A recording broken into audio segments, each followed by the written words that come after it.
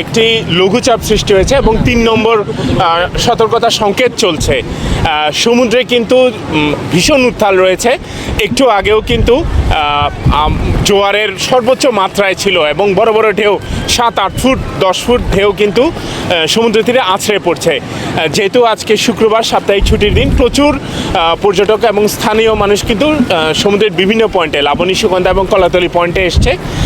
এই সময় আমরা লাল পতাকা তুলে রেখেছি, আমরা কন্টিনিউ মাইকিং করছি। এই সময় পানিতে নামা মোটেই নিরাপদ নয়।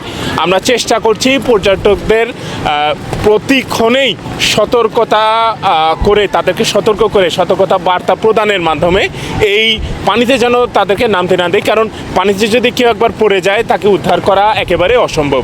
এই সময়ে কোমর পানির দূরে যদি কেউ চলে যায়, পানিতে নামে এবং ভেসে যায়, তাকে কিন্তু উদ্ধার করার মতো কোনো অবস্থা আমাদের নেই। সাগর ভীষণ উত্তাল, তাদেরকে উদ্ধার করতে গেলে হয়তো আমাদের লাইফ গার্ডরা হয়তো ভেসে যেতে পারে।